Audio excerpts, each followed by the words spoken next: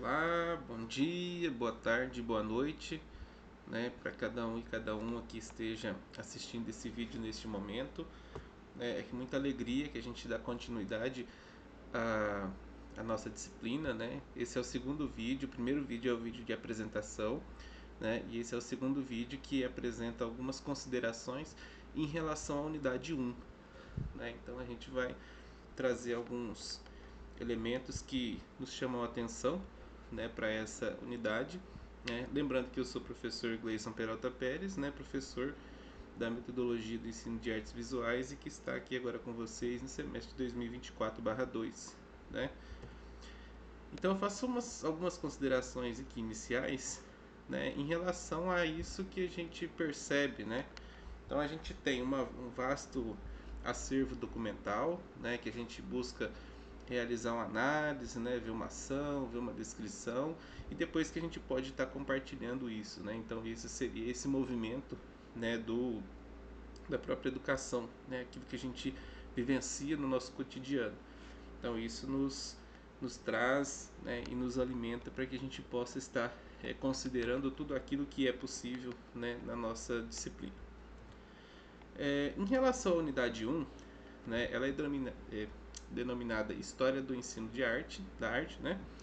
Então, dentro dessa unidade 1, nós trazemos ali três tópicos que nos chamam a atenção e que talvez eles estejam mais presentes, né, no conteúdo proposto da disciplina.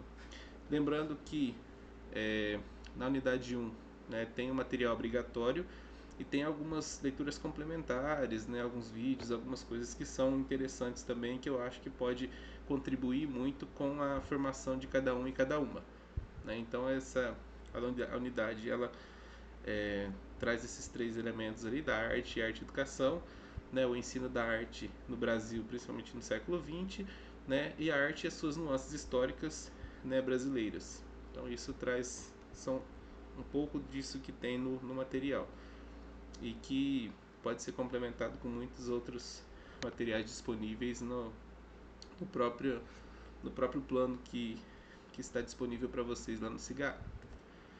Então, os principais apontamentos de Silveira, né, ele aponta ali alguns elementos que nos fazem refletir, né, a questão da arte e a própria arte vinculada à educação, né, a arte e a própria educação jesuítica, né, que foi muito forte, muito intensa no Brasil, principalmente no período colonial, né. A gente tem também a missão artística francesa, né, e o próprio ensino de arte já no Brasil já no século XX, né, no período republicano. Então a gente tem alguns elementos que vão contribuindo, né, para que isso seja difundido e que a gente chegue até os dias atuais e que tenha, né, apesar de ser uma luta constante, né, de a gente ter a disciplina de arte, né, o arts no próprio currículo escolar, né, então isso se faz presente em vários movimentos, né, principalmente no Brasil. Então Barbosa também, né, ele aponta que é possível, né, conhecer essa cultura de um país, né, sem conhecer a sua arte. Então isso é impossível, né? Então, pois é importante a gente compreender, né, que a arte seria uma própria representação, né, de nós, né, dos seus membros, das pessoas que vivem no próprio país. Então seria por meio da arte que a gente pode conhecer e entender, né, que a cultura, né, do nosso tempo, né, como um processo fundamental para a construção humana sensível, né, e que dialogue com a própria realidade, né? Então aquilo que nós vivenciamos seria algo que está no nosso cotidiano, né? Traz também alguns elementos, né, da arte como possibilidades de desenvolvimento, principalmente na área, né, da educação, né, com a cognição de crianças e adolescentes, porque isso proporciona, né, esse conhecimento uma expressão não apenas, né, racional, mas também seja ela afetiva, emocional, né, cultural, sociocultural. Então tudo isso que envolve esse percurso formativo de nossas crianças e adolescentes e também, né, de alguns adultos. Então a função da arte na escola ela é desenvolver principalmente essas múltiplas inteligências, né? Que a criança possa ter contato com outras obras, possa perceber que, né, a arte e a cultura, né, estão presentes e elas são necessárias, né, para que possa ter o desenvolvimento pleno, né, das pessoas e principalmente das crianças, né?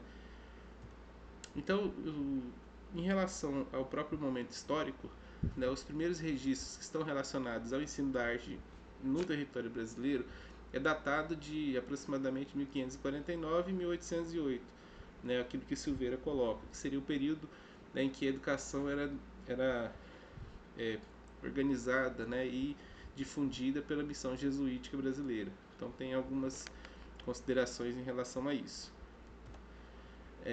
E aí apresenta também, né, Silveira, com essa disseminação, né, principalmente com a vinda da missão artística francesa no Brasil já em 1816.